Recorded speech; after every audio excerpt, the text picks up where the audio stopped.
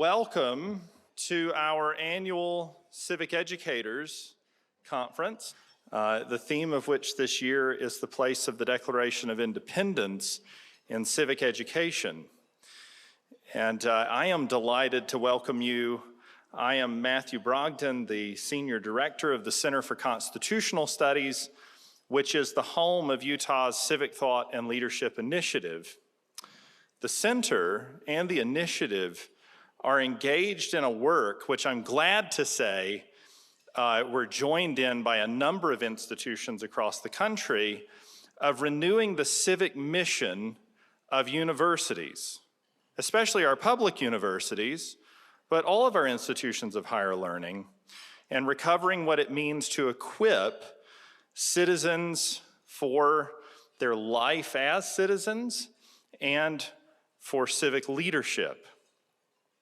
The Center for Constitutional Studies has in our mission statement a commitment to teach people to cultivate an understanding of the ideas and practices that perpetuate constitutional government, ordered liberty, and the rule of law. And we do that in a lot of ways. We are especially gratified by the work we do with K-12 education in our state.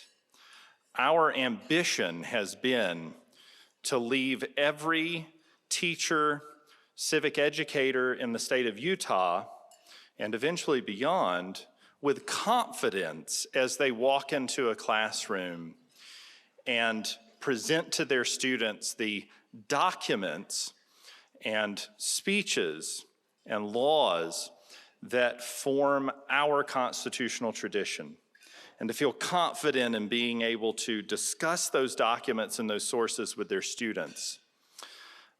This conference is one way we do that. We do that in a number of other ways as well. I'm most excited to tell you all, if you haven't already heard half a dozen times today, that the Center for Constitutional Studies, in partnership with the School of Education here at UVU, has launched a Master of Arts degree in Constitutional Government, Civics, and Law. So that more than just a one-day conference or even a week-long Constitutional Literacy Institute, with which we've had great success in the past and continue doing, you can receive a 30-hour degree focused on the American constitutional and political tradition, to recover a deep understanding of that tradition in all its complexity, in all its diversity. And we talk of this as a tradition. I actually want to say something about this word tradition. We talk an awful lot about a constitutional tradition or a political tradition. And I think that language recognizes that our Constitution, and in fact our whole system of government, in a way our civilization that Constitution sits within, is not something of our own creation, it's an inheritance. We're familiar with the idea of an inheritance. Inheritances can be ambivalent things. Sometimes inheritances come with things that are a burden. But most often when we inherit good things, and we don't always inherit good things, but when we do, when we inherit things like a stable constitutional order, a system of the rule of law, a commitment to liberty and human flourishing in an atmosphere of political freedom, when we inherit those things, we want to do two things with them. We want to preserve them, to learn how best to preserve and take care of those things that have been committed to us and which we've received. In that respect, James Madison called our constitutional inheritance, he said, a great debt against the living. That actually the dead have a great debt they hold against the living, that we owe them something. These things are not of our own creation. At the same time, the people who bequeath us that inheritance had to build it. They had to contribute to it, to preserve it and convey it onto a future generation. And it's incumbent on us to think deeply and seriously about how we might need not only to preserve, but in preserving to improve our constitutional inheritance, to pass it on richer, fuller, more stable than it was when we received it. And if we can do that, we've succeeded in a civic work of a generation. And I think our institutions of higher education should be engaged in that work, in teaching people how to preserve and improve the constitutional inheritance we have and that is so precious to us. And at UVU, we've been entrusted to do that by the many people who support the Center for Constitutional Studies, by the state legislature in entrusting us with the Civic Thought and Leadership Initiative, and we hope you'll join us in that work. I want to say especially, we are approaching 2026 and the 250th anniversary of the Declaration of Independence, which announced a view of government that would be foundational to our civic life and indeed to our civilization in a very meaningful way. It was an improvement on an inheritance the founding generation had and now forms part of ours. And in doing that, we're not the only folks engaged in that work. Most importantly, as we approach the 250th anniversary of the Declaration, the semi-quincentennial for the pedantic amongst us, one of the most important institutions that joins us in that is our state America 250 Commission. Each state has its own commission, and I'm proud to say Utah's is most certainly the best. But we are joined in that work by a wonderful and civic-minded and public-spirited set of individuals who are giving of their time to serve on that commission. We have one co-chair of that commission here with us today, Mr. Ron Fox, who, besides serving on the commission and having contributed in innumerable ways to our civic life as a country and to Utah civil society, also is a great collector and preserver of our memory through artifacts. And in the back of the room, he's got some things set up that I hope you'll take a look at as you talk after lunch and move through the room. We also have the work of a thing like the America 250 Commission or the Center for Constitutional Studies or any organization that convenes people to do this is reliant on folks who can direct the work, who can be the brains of the operation. And with the America 250 Commission in Utah, that person is Nicole Handy, who serves as the commission's executive director. And I am now going to welcome her to come introduce you to the work of the America 250 Commission here in the state, tell you a little bit about it. Nicole, please.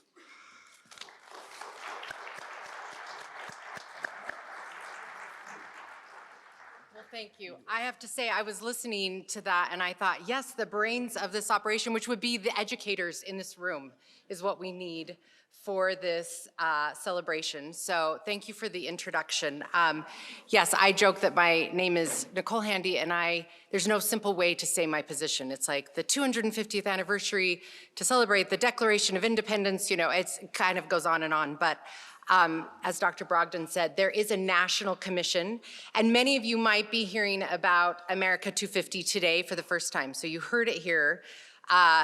There's a national commission, and then each state has its own commission. The commission started in 2023 and quickly decided that the three main pillars are going to be to educate, engage, and unite. And educate being the first, because we know that civics education, that getting our students and young people involved will be an important part of this. And we are grateful for the partnership that we have with the Center for Constitutional Studies and your Civic Thought and Leadership Initiative, and the work that was already being done where we can come in and say, yes, let's help and see if we can't amplify and grow these things. So we do have plans over the next 2 years, 2.5 years. We are working with CCS to make sure that as educators, you will have resources and ways that you can reach your kids and bring it into what you're teaching day in and day out. And as we listen and talk with them, we want to make sure that that becomes something natural that you can use. So please watch for those. We're also I know you're more than just educators, and so I wanted to let you know we're also reaching out into communities as well. We're asking every county and any city that would like to become a Utah 250 committee.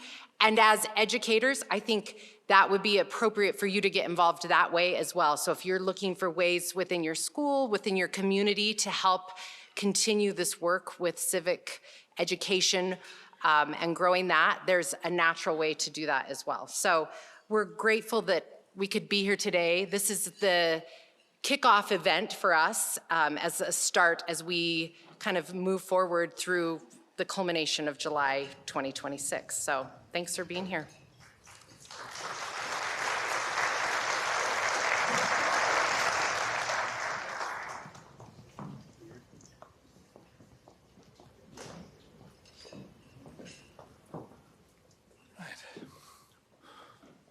Well, I am going to invite one of the students from the Center for Constitutional Studies up here to introduce our special guest for today. While he's coming up, I'm going to mention there's a QR code up here. We're going to have a Q&A after the lecture.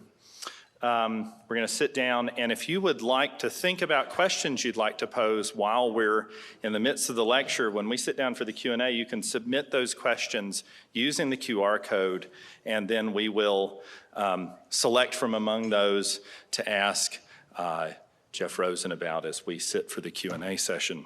So I'm going to introduce to you Caden Smith. Caden is a sophomore at UVU. He is a Tocqueville Fellow as part of the Civic Thought and Leadership Initiative in the center. And he is studying political science, English literature, and constitutional studies, and will therefore be well equipped for civic leadership, fully in the spirit of Alexis de Tocqueville whenever he leaves. So thank you, Caden.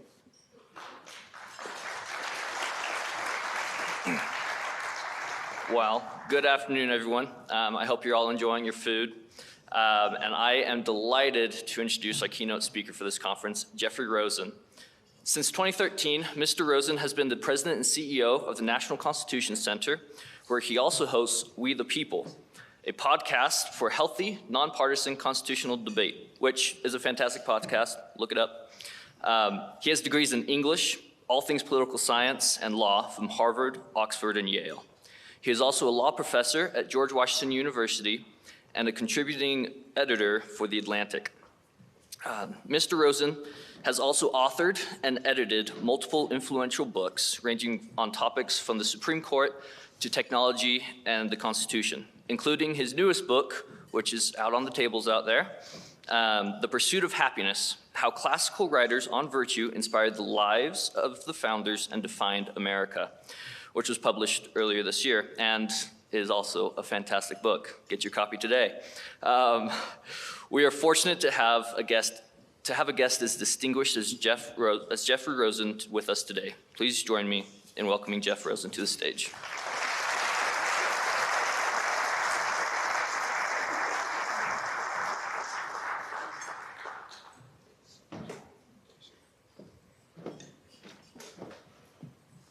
Thank you so much, Caden, and hello, fellow civic educators. It is wonderful to be with you in Utah to discuss the Declaration, the Constitution, and all the great work we can do together to celebrate America's 250. Let me tell you about the unusual COVID-era reading project that led me to read the books on Thomas Jefferson's reading list that inspired his understanding of the pursuit of happiness as the pursuit not of pleasure, but of virtue, not of feeling good, but of being good. And then after I've told you about this project and how it changed my life, changed my thoughts about how to be a good person and to be a good citizen, I want to talk with you about ways that we can work together, great civic educators in Utah and the National Constitution Center, to inspire Americans to learn about our founding principles for America's 250. So here's how the reading project came about. It was just as COVID started, I noticed that both Benjamin Franklin and Thomas Jefferson chose as their mottos for achieving happiness a book by Cicero I'd never heard of called the Tusculan Disputations. And Franklin chose a quotation from Cicero that said, "Without virtue, happiness cannot be." And he used this to illustrate the famous part of his autobiography where he described that in his 20s, he resolved to achieve moral perfection. And you remember that he made a list of 12 virtues that he later expanded to 13. Industry, order, silence, resolution. He found the one he found hardest for last, which was humility. And he made a list of the virtues. He put them on the left side of the page and the days of the week on the x-axis. And each day he resolved to focus on a different virtue and to put an X mark where he'd fall short. He tried this for a while. He found it was extremely depressing because there were so many X marks. And he gave it up after a bit, but he thought he was a better person for having tried. I knew about the project, but I hadn't noticed that he'd illustrated it with this Cicero quotation before.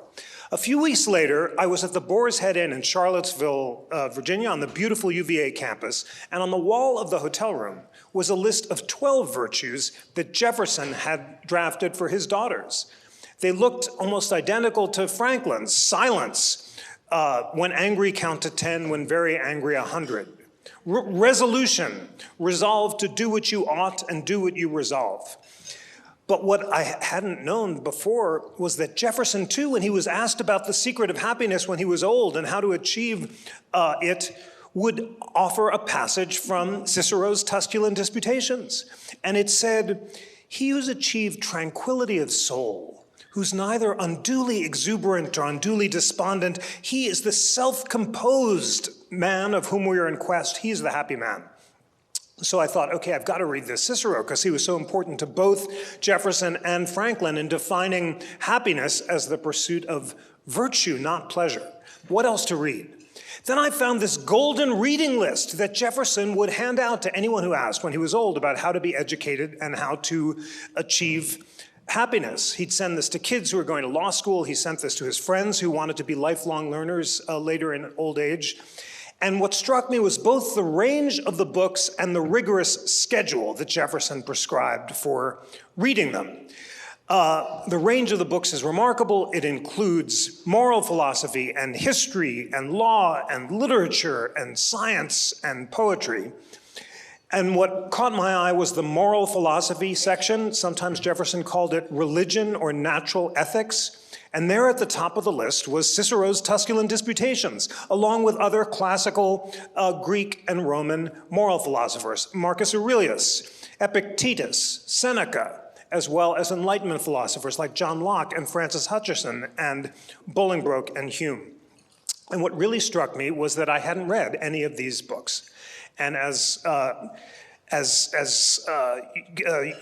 Caden said, I've had an amazing liberal arts education, and I've just studied literature and politics and history and literature. I'm so glad, Caden, that you're majoring in English too. I thought that was so central when I was in college. And I've studied with great teachers at great universities, but I hadn't read any of these books of moral philosophy because they'd fallen out of the curriculum by the time I was in college in the 80s. And I remember in the 80s yearning for this kind of guidance about how to be a good person and a good citizen. It was the greed is good decade, and I was looking for an alternative to the hedonism and materialism that were celebrated by pop culture, and guidance about how to lead a good life. And what I didn't realize, because these books had fallen out of the curriculum, is this is exactly the question that the ancient philosophers had set out to answer. So I thought, I've got to read those books. But then I was really struck by Jefferson's schedule. He said, you've got to get up every morning before sunrise, read moral philosophy for 2 hours, watch the sunrise, then read political philosophy and law, then lunch, then ancient history and science, then dinner, then you're allowed a little Shakespeare and light poetry for entertainment, and then to bed, 12 hours a day, 7 days a week. So I really don't know what got into me, and I still can't believe I did this, but I decided to follow the Jefferson schedule during COVID and woke up every morning before sunrise, read for 2 hours, watched the sunrise, found myself writing these sonnets to sum up the wisdom of the moral philosophy, which I know sounds incredibly weird, and I still can't believe that I did it. But there's something about this philosophy that craves to be summed up in harmonious sonnet form. And then I learned that all sorts of people in the founding era also wrote sonnets after reading this wisdom, including Phyllis Wheatley, the first Black poet, the great Phyllis Wheatley. Alexander Hamilton wrote sonnets. Mercy Otis Warren, the incredible genius of the poetical genius of the Revolution, as Adams called her. And then John Quincy Adams, who'd wake up in the morning in the White House, read Cicero's Tusculan Disputations, which was his favorite book, and write sonnets and walk along the Potomac. So that's what I did, and I spent a year doing this. And what I learned from this beautiful wisdom changed my life. It did change my sense of how to be a good person and good citizen. And what I discovered was indeed that for the ancients and the Enlightenment sages, happiness meant not feeling good but being good. And by being good, they meant self-mastery, self-improvement, character improvement, being your best self, using your powers of reason to moderate or modulate your unreasonable passions and emotions so that you can achieve that calm tranquility that all of the philosophers believed defined happiness.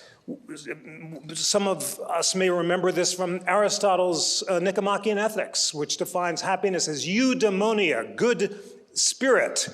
And Aristotle says it's an activity of the soul in conformity with excellence or virtue.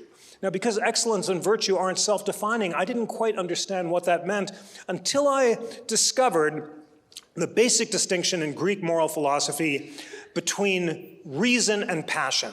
And it turns out to come from Pythagoras, who knew that in addition to inventing the triangle and the harmonic system, if that weren't enough, Pythagoras is a sage who lives on the Isle of Croton, encourages his disciples to practice rigorous moderation in all things, and distinguishes between our faculties or powers. And he locates reason in the head and passion or desire in the heart, and passion or emotion in the heart, desire in the stomach, and says it's our duty to use our powers of reason to moderate or modulate our unreasonable passions and emotions so we can achieve calm tranquility.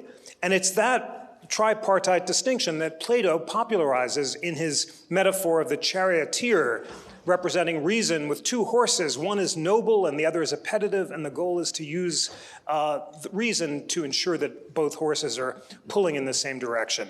It's essentially Aristotle's golden mean. Remember the appendix of the Nicomachean Ethics where he says that for every passion or emotion, there's an excess and a deficiency, and the goal is always in between. So you want not rashness or insensibility, but temperance. And the idea that the classical virtues, temperance, prudence, courage, and justice, are the highest goals. They're not some mushy moderation, but they're the representation, the embodiment of the self-mastery that makes it possible for us to use our talents to the best of our abilities so we can serve others and achieve our life purpose, was the essence of classical moral philosophy. And then it turns out to be also at the core of the Christian writing and the Blackstone legal writing and the Whig and Civic Republican literature that the founders relied on. The most exciting thing about being a student nowadays is that all the sources are free and online. And by just doing electronic word searches for the pursuit of happiness, I found that this wasn't some esoteric understanding, but it's everywhere. It's in all the sources, and all of the different traditions use happiness in the same sense as that kind of virtuous self-mastery. So after reading this great moral philosophy, I set out to ask how the founders applied it in their lives. And that's what the book is about. It tells the stories of the founders, because we all know the way to learn about history is through storytelling. And of course, it was also interesting for me to find out the founders claimed to want to pursue happiness through virtue. How'd they do?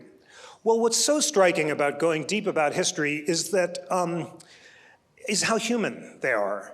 They talked constantly about their efforts to achieve self-mastery, and they're always beating themselves up for not working hard enough, or being industrious enough, or falling short of their ideals. I love that moment when John Quincy Adams, who in some ways is the most self-mastered and practitioner of the classical virtues, he's 35 years old, he's turned down a Supreme Court appointment, he's minister to St. Petersburg, and he says, I'm making a hash out of my life. If only I had more self-discipline, if only I could master my unreasonable passions, he said, I might have ended war and slavery. He set a very high bar for himself. But instead, I'm spending too much time at the theater, I'm drinking too much, I've just got to get a hold of myself to make something of my life.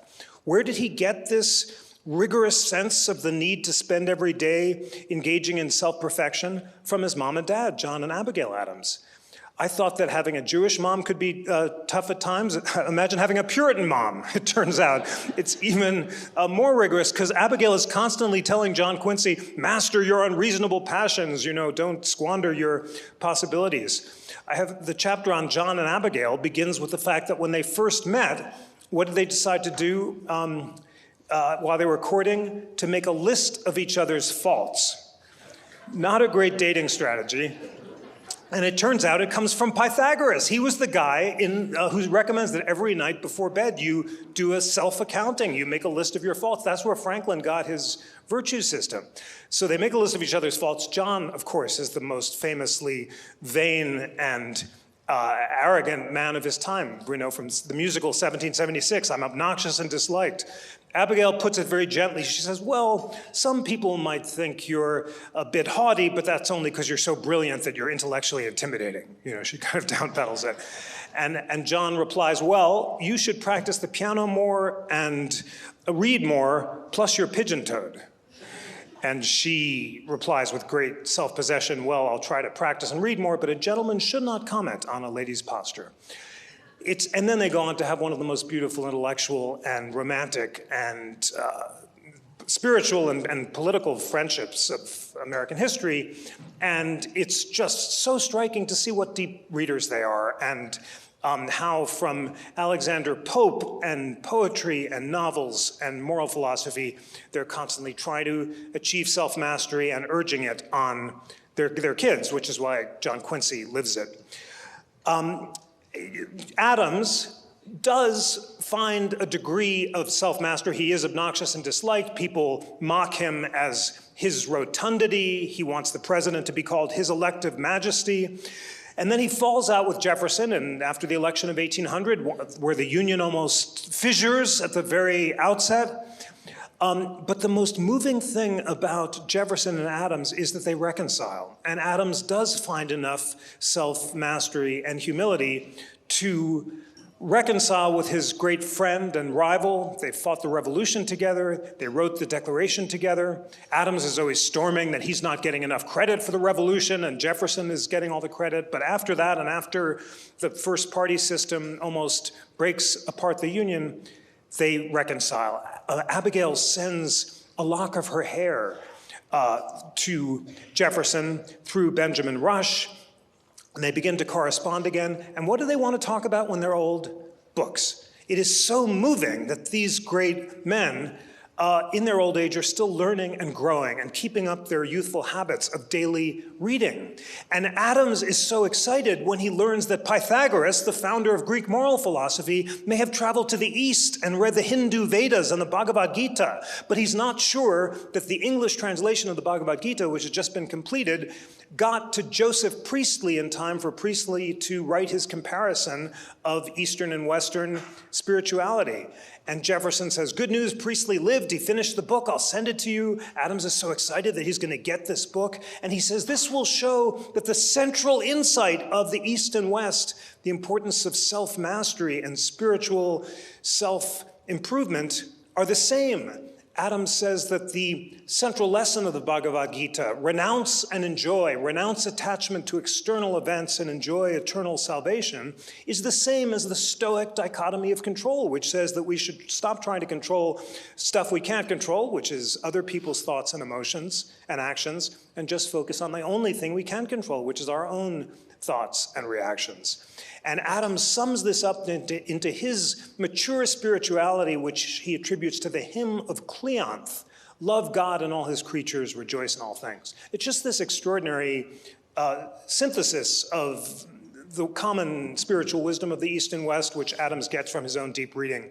And Jefferson, at the end of his long life, says he's been reflecting and thinking. He's no longer a Stoic, guided by Cicero, who he copied out as a kid when his dad died, but he's now an Epicurean. But by Epicurean, Jefferson doesn't mean a hedonist or a wanton pleasure seeker. That's a libel on Epicurus by the Stoics, says Jefferson. Instead, the Epicureans wanted to rationally contract desires so that they could be virtuously met. And Jefferson, at the end of his life, his desires are his books and his reading and his own perfection, and that's his considered view. So it's very moving to see Adams and Jefferson reconcile. But that, of course, leads to a central and important question: what about Jefferson and slavery? How is it possible that this apostle of equality, who insisted that all people were created equal, himself was an enslaver? What's so striking that I learned is that he and the other enslavers of his generation didn't even try to justify their hypocrisy. All of them insisted slavery was immoral and violated the Bible and natural law, and yet in their moments of candor, they recognized their own inability to give up the lifestyle that slavery made up. There's this amazing quotation from Patrick Henry that really put the whole thing in perspective for me. He's just given the "give me liberty or give me death" speech, and he, quoting Cato's letters, and he says, "Is it not amazing that I myself, who believe that slavery violates the Bible and natural law, myself own slaves?" Henry says, "I will not justify it, I won't attempt to. It's simple avarice or greed. I can't do with the inconvenience of living without it." And that brutal moment of candor, I know it's wicked and immoral, but I just like the lifestyle and don't want to give it up, encapsulated that central tension of that whole generation. They did not try to justify slavery as the subsequent enslavers like John Calhoun did. They didn't call it a positive good. They knew it was immoral, but they didn't want to give up the lifestyle. And no one more so than Jefferson. It's an unfortunate reality that the apostle of self-mastery who exalted frugality and industry lived like a Caligulan emperor at Monticello. He was a shopaholic. He's constantly buying fancy furniture in France, even as he denounces debt as something that the living can't impose on other generations. The earth should live in usufruct for the living, says Jefferson. The cornerstone of his political philosophy is you need to have a constitutional convention every 19 years because no generation can impose its debts on another. And yet he lives with such abandon and wanton excess that when he dies, all of his debts are imposed on his daughters. Monticello has to be sold, and his enslaved population, parents have to be separated from kids because he just lived so flamboyantly beyond his means. The only enslaved people who Jefferson freed on his death were his own kids by Sally Hemings. He had made a promise to her that he would not she wouldn't return from Paris unless he agreed to free their kids on his deathbed. He kept that promise and freed 2 of their children, as well as some other members of the Hemings family, but everyone else has to be sold because of Jefferson's hypocrisy. So it's not an inspiring story, but it was one that Jefferson put within this classical framework. He knew that it was wicked and wrong, but he liked the lifestyle. Contrast Jefferson with George Washington. If there is an example of someone who appears greater on close examination rather than smaller, it's Washington. What was Washington's greatest moment? Remember, he has a volcanic temper, which he's always struggling to master. Ron Chernow, in his great biography, thinks it may have come from his mom, who is always nagging him, make sure you do your chores and do the crops. And Washington is so eager not to lash out that he is constantly recording his efforts at self-mastery. He gets this from Seneca, both the need for self-mastery and also the importance of time. Seneca's great essay on time, "Time is a gift repaid by industry, by squandering it, what fools these mortals be," quote, which Shakespeare, of course, quotes. And Washington has clocks everywhere. Like so many of the founders, he keeps a rigorous schedule. He rises every morning. He does his reading and his eating and his exercise at fixed times of day. And he's almost never seen to lose his temper in public, except on 2 occasions, once on the battlefield when his orders are disobeyed, and another time when he goes to the Senate and they disrespect him and he storms away because of the disrespect. His greatest moment is at Newburgh, 1784. The soldiers are going to rebel because they haven't been paid. Congress, it doesn't have authority under the Articles of Confederation to raise taxes to pay the troops. They're about to mutiny. What does Washington do?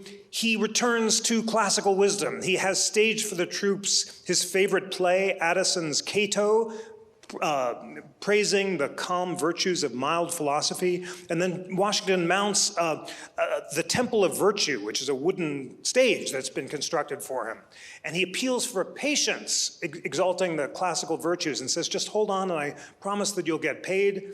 And then he starts to read his speech, and he struggles to read it. So he takes out his reading glasses, and he puts on the glasses, and he says, forgive me, gentlemen, I've grown old in your service, and now I've grown almost blind.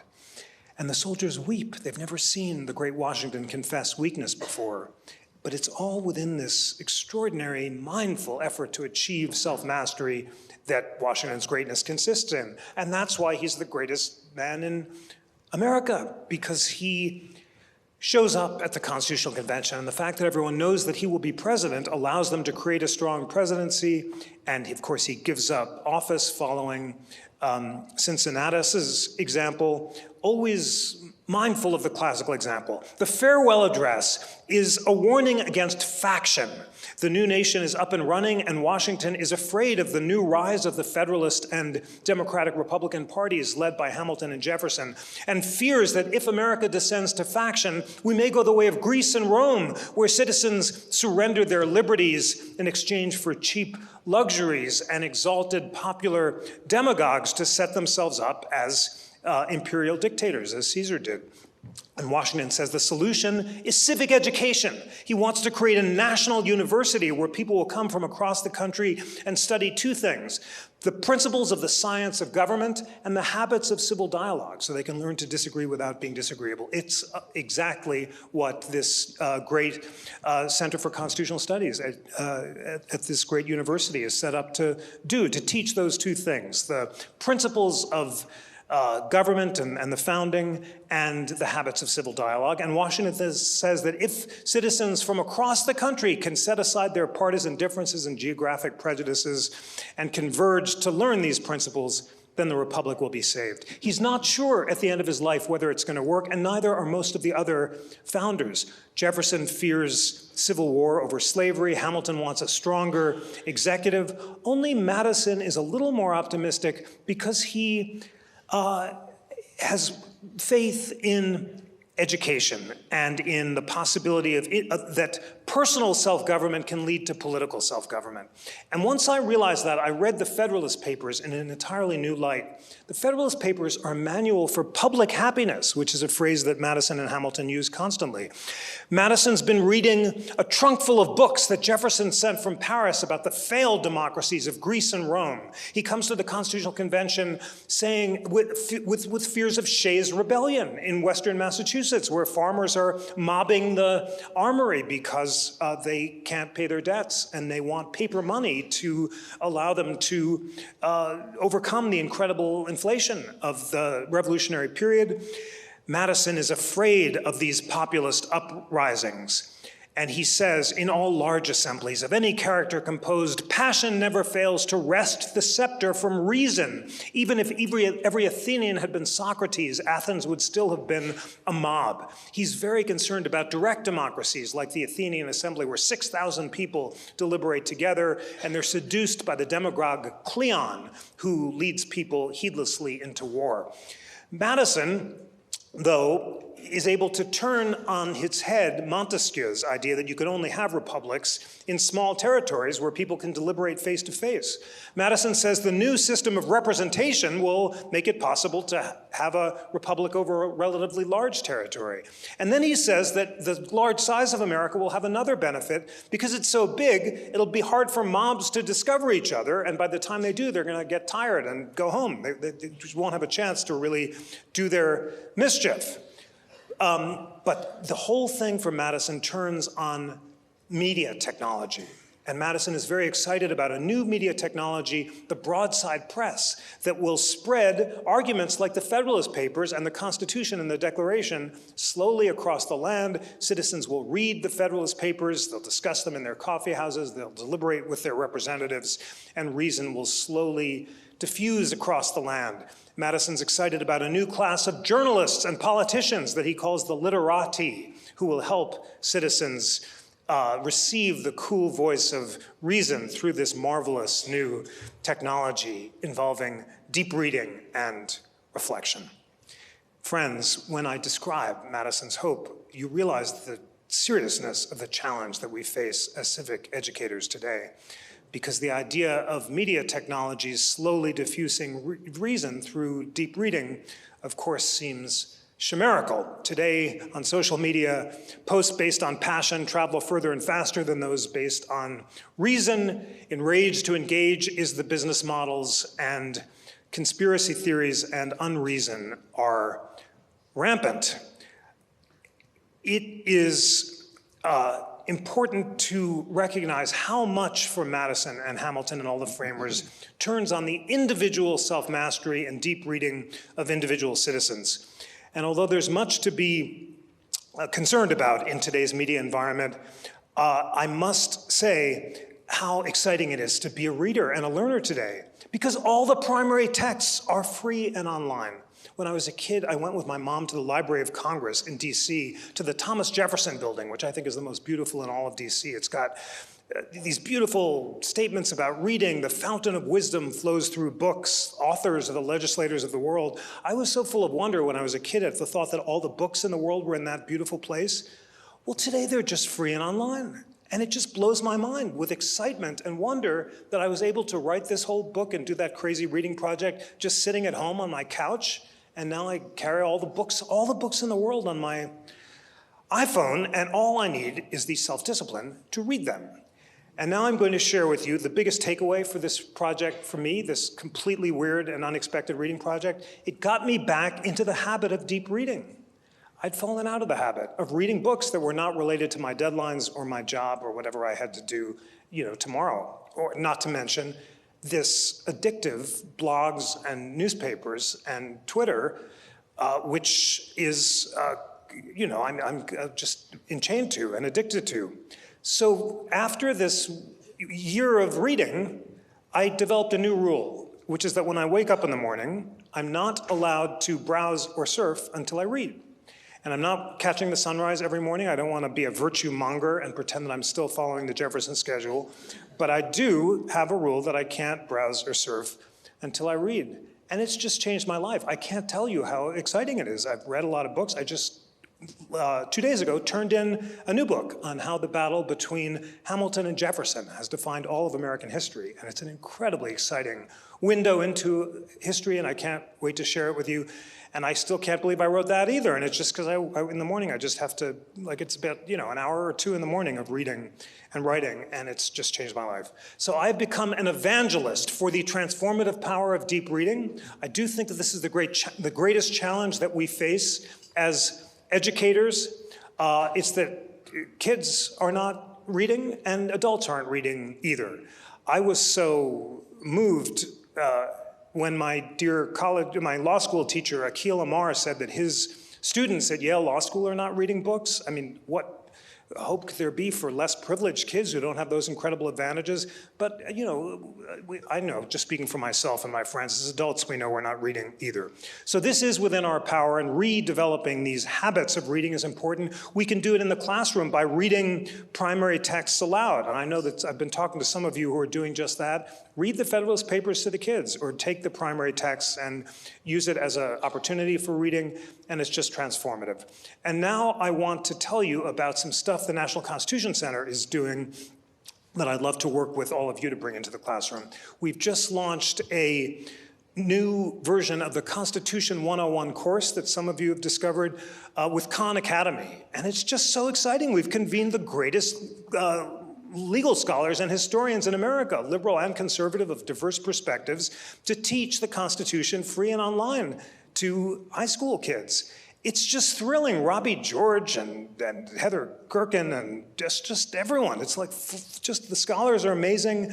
The videos are great. There are primary texts for each lesson on the principles of the American idea and constitutional history. There are quizzes, which are challenging. I just took them, but they're great. And please check it out. It's marvelous to be able to have all these materials online, and it's great. We're also developing a version of this Pursuit of Happiness book as a course about the founders and civic virtue, and would love your suggestions about what you'd find helpful. The thought is to do 12 modules on the individual founders and the virtues they tried to practice, on the thought that storytelling is the best way to teach, and giving the founders' lives as an example of how they tried to exercise the virtues would be great. But if that seems interesting to you, would love suggestions. And we're working with Ken Burns, who's got an amazing American Revolution film, which is launching in the fall, to coordinate a new civic toolkit, which will have the basic principles of the Declaration and the Constitution: liberty, equality, government by consent, federalism, the separation of powers, and the Bill of Rights, with great scholars, with videos about those principles, primary source documents, an annotated declaration that has the basic historical events that gave rise to the list of grievances, and the Declaration over time. Freedom fighters who've invoked the Declaration, from David Walker to Ida B. Wells to Martin Luther King on the Mall, to achieve its promise and make it real.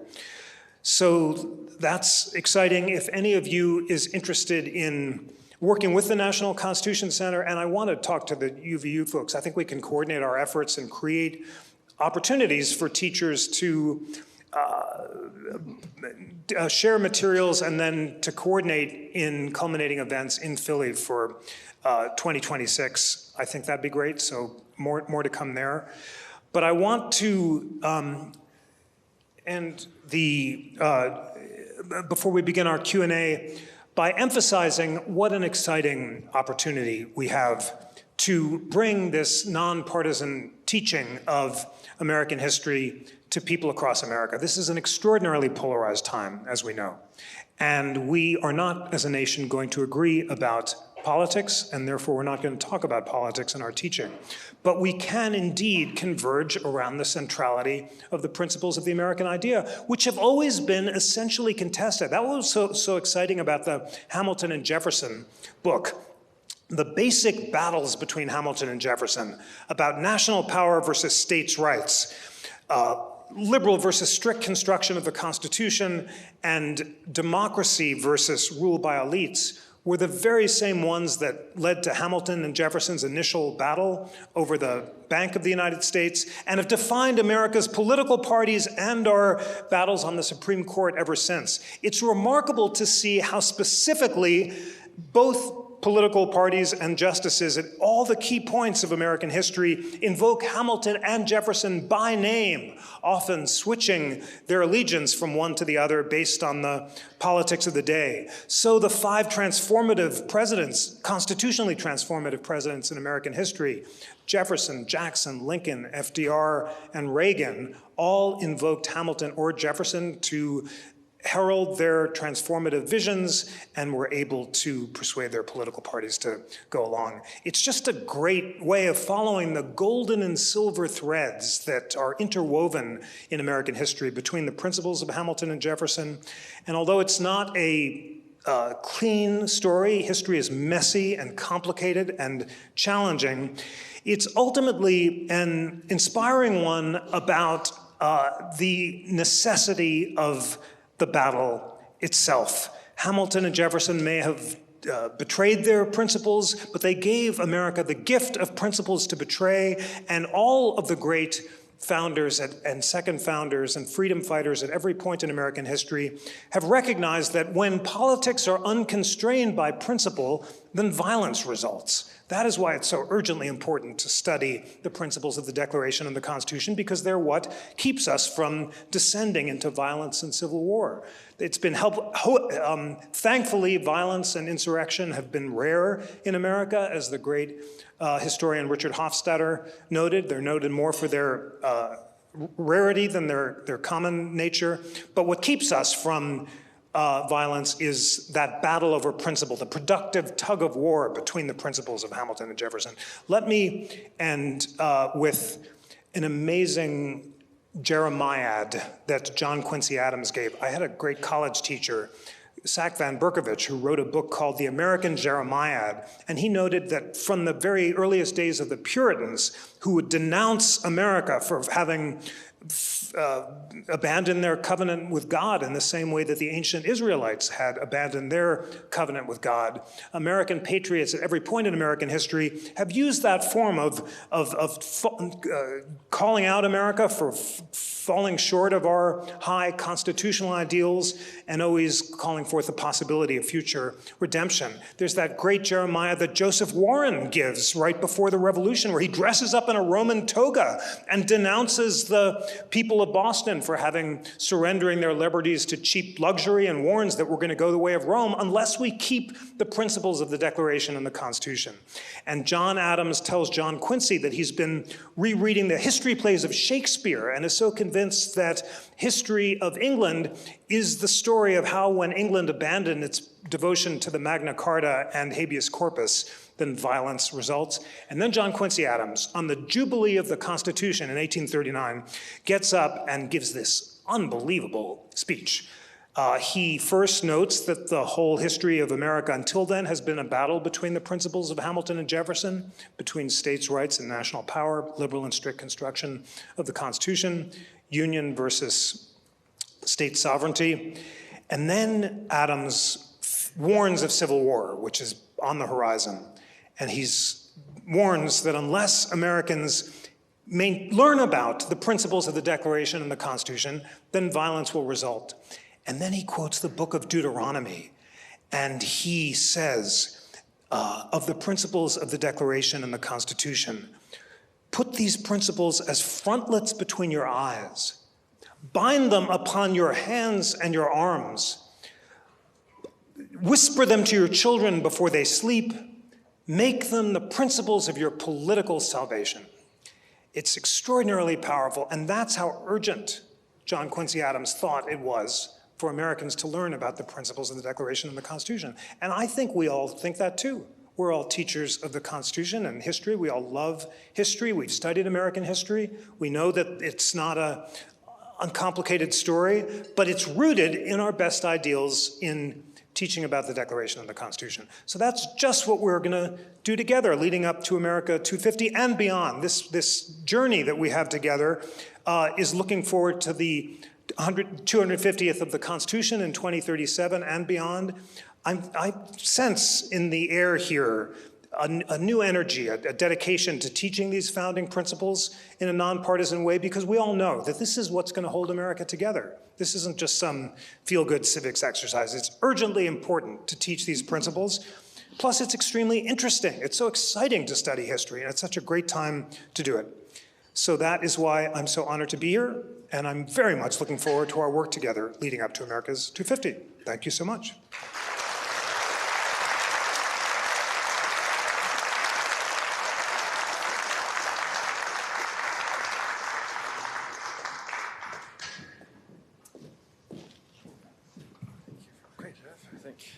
Thank you. Sure. There as well. Yeah.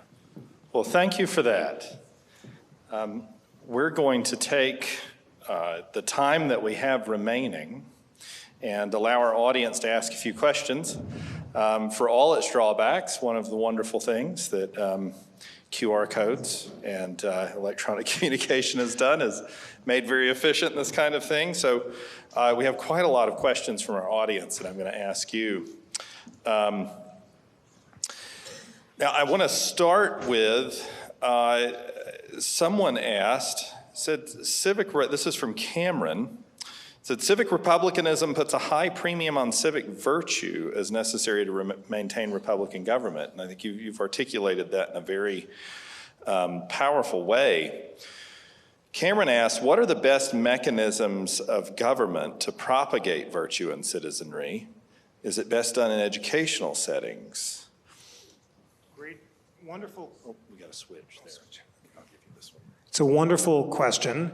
And of course, the founders disagree on this central question, as they did on all questions involving government. Some, like John Adams, believe that, like Sparta, the state should openly encourage virtue, and he even wonders whether we should resurrect sumptuary laws, which forbade people from buying luxuries too much. And then he said, well, this will bring a smile to most people. Probably it's too late to bring back sumptuary laws, but we have to be like Sparta. Others, like Madison, are less demanding of the state and think, following David Hume, that self-interest by itself will lead people to behave virtuously because it'll lead to good business. There's no single answer. It's also defined the difference between liberals and conservatives for most of American history about your views on human nature and whether you think people are fundamentally perfectible or not. But Cameron's right that it does come down to education. And Jefferson has tremendous faith in the possibility of broad democratic education, of the perfection of the human mind through things like this wonderful new media technology. He and Madison are studying Condorcet and the French physiocrats, and they think that universal reason will diffuse broadly across citizens of all backgrounds. Adams thinks this is idealistic claptrap, and he thinks that people are fallen and that it's a Hobbesian fight. People are nasty, brutish, and short, and you have to construct separation of powers and rigorous constitutional mechanisms to stop people from killing each other rather than relying on the diffusion of universal reason. But he, too, thinks that it all comes down to education, and that is crucial. But the takeaway for me was the political debates are important, but it all comes to the individual. Personal self-government is necessary for political self-government. The place to start is in our own homes. And am I going to restrain myself from tweeting my angriest thought, from trying to own the libs or own the conservatives? Am I going to waste my time, browsing blogs and videos rather than reading? That's up to me. And I do think that all the founders agreed, although they disagreed about, how perfectible people were en masse, they all agreed that we each have an individual duty to just practice those virtues: moderation, temperance, prudence. All those calm, classical virtues are what's necessary if the Republic's going to survive. A very practical question. Whenever you're engaged in the kind of work that the Center for National Constitutional Studies, or the National Constitution Center and the Center for Constitutional, I've merged our two entities. I'm delighted to merge. But the Center for Constitutional Studies, the National Constitution Center, we're often trying to find ways to reach the general public, to get people in a room or in a group or in a setting who will encounter these sources and read things that otherwise they wouldn't encounter in their social media feeds. And you know how hard it is to find accessible books that are grounded in serious scholarship. So the question from Brittany is, if you were beginning a book club around what you've read in this project of self-improvement, what books would you recommend for beginners? So your general audience who didn't perhaps have the broad liberal education that so many of us benefited from. It's a great question. And I didn't have any background in this either. There's a reading list at the end of the Happiness book, the top 10 books on Jefferson's list. I would start with Marcus Aurelius. He's the most accessible, a good modern translation. It's so wise, just so true. People resonate with it over the course of history. You can do some of the other great thinkers on the list, of course, Seneca and Epictetus, a good modern translation. These Delphi editions are $1.99 of the complete works of all these guys, out-of-print editions. That's just so exciting that it's all online.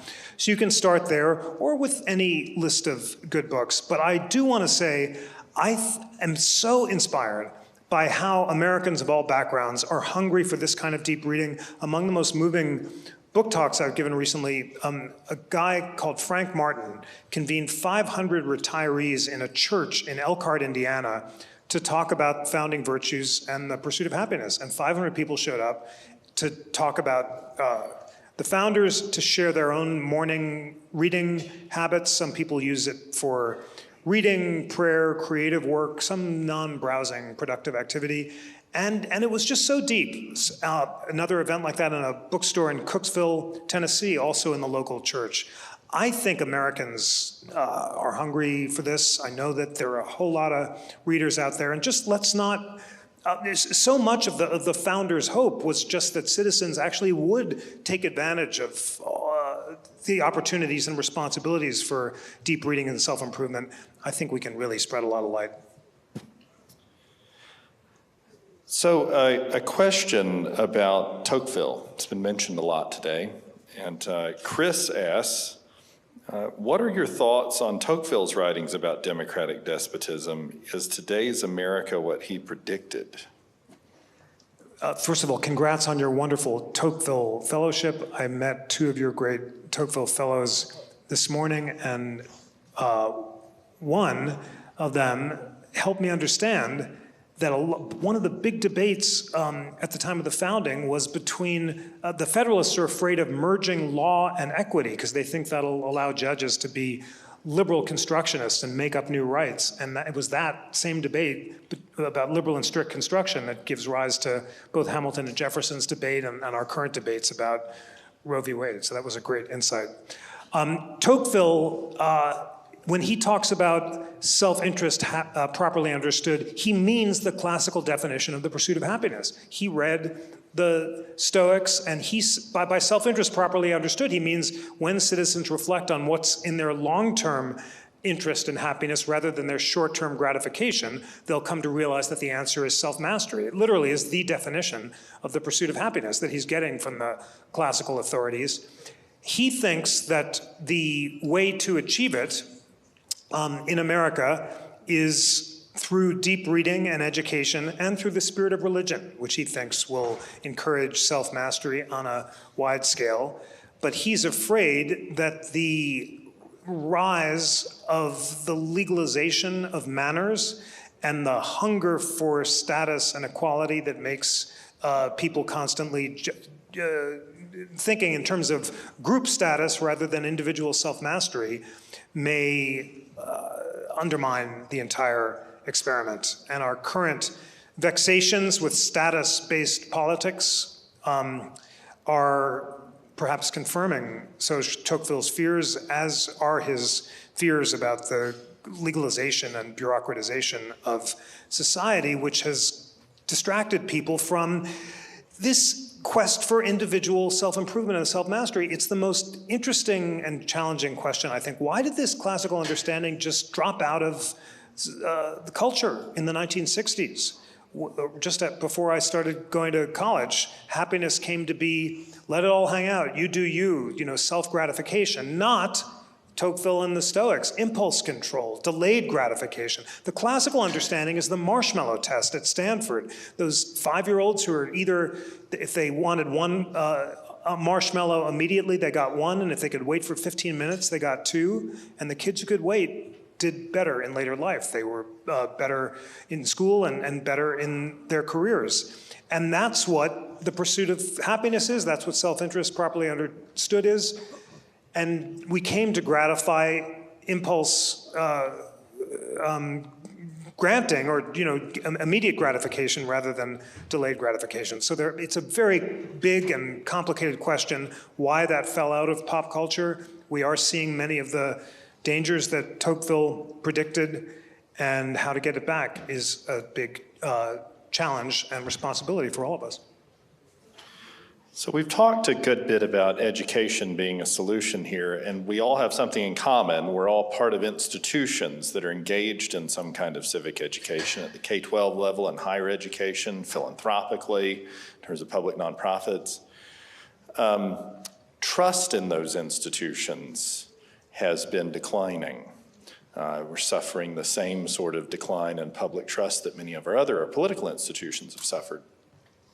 So as we face that and we start talking about education as the solution to civic education and institutions like ours, Evan asks us, are there ways to restore the public's faith in education and educational institutions? He notes, how do we as a society or community encourage people to turn toward educators or toward deep reading, which presumably is going to require some encouragement, some modeling of that? Crucial question, and as Evan says, that debate about trust in government also is one of the foundational Hamilton-Jefferson debates. The Whiskey Rebellion is rising up against Hamilton's hated whiskey tax, starting in 1791. 1794, the federal tax inspector is being mobbed.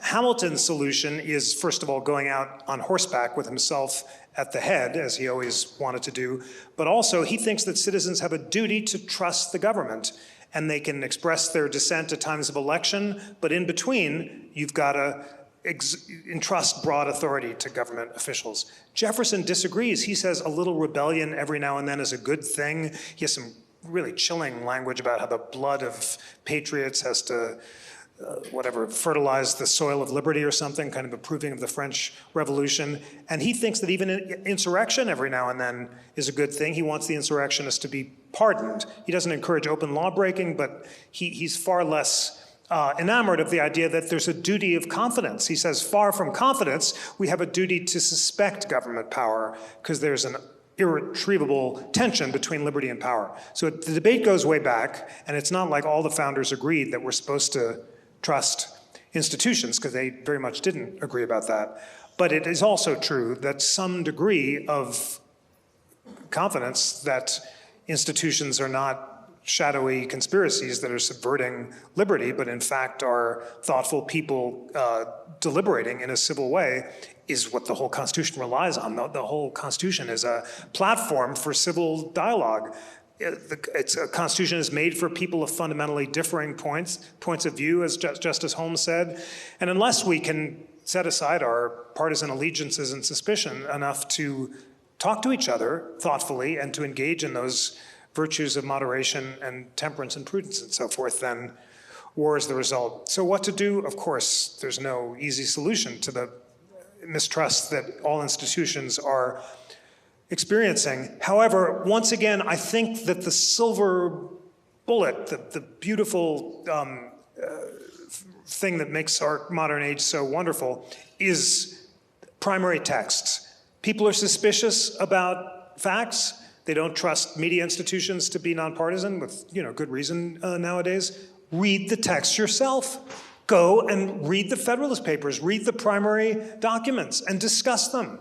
This idea that people have a responsibility to think as they will and speak as they think, from Tacitus, which Jefferson loved to quote, is such a core of the liberal idea that both Hamilton and Jefferson agree on. And now that people are, and AI makes this all the more urgently important to emphasize, because with AI there's no sources, and you can't trust a machine-generated statement unless you know what the sources are so you can evaluate them. So I think it's a great opportunity for us as teachers just to say, and fellow citizens, to say to kids, here's the primary text. And it's so important to give the arguments on both sides. I teach, whenever I teach the Constitution at the NCC or to law students, read the majority opinion, read the dissent before you make up your own mind. I've done this on Zoom to middle school kids, teaching that methods of constitutional interpretation. Read the dissent. Some kid said, I'm Bill, I'm 12, I'm not sure I can read the dissent. And I said, I know you can, and he did. And people can do it at any age. Just respect them and take the time. Take the time together to present the arguments on both sides thoughtfully and let people make up their own mind. That's just my first stab. I know it's time-consuming, but I don't think it's idealistic for all of us to inspire our students and other Americans to have the confidence to go back to the primary text themselves and make up their own minds. That provokes me to make an observation. When you say deep reading, I think people think I've got to dig into, a Loeb edition of interlinear English and Latin Cicero on duties or something. But deep reading doesn't have to be long reading. You can have a deep reading of Lincoln's Lyceum Address or of, Federalist 23. You don't necessarily have to pick up a doorstop of a book in Latin and tackle it.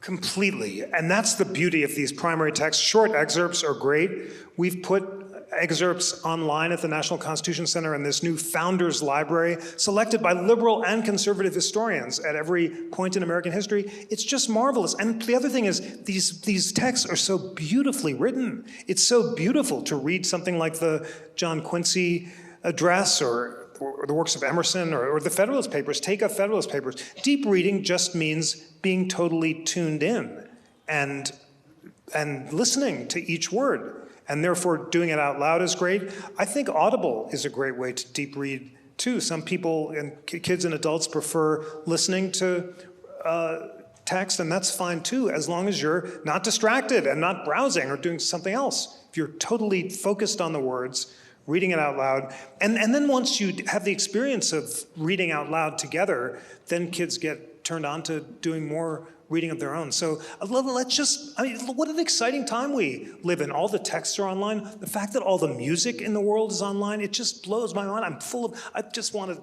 give thanks for the fortune of being in this wonderful world where all of the most beautiful musical performances of all time are on YouTube. Just encouraging deep listening and deep reading. It's a wonderful thing. The founders occupied an era when you would not have heard a human voice that you weren't present to hear, or heard a work of music that you did not hear live.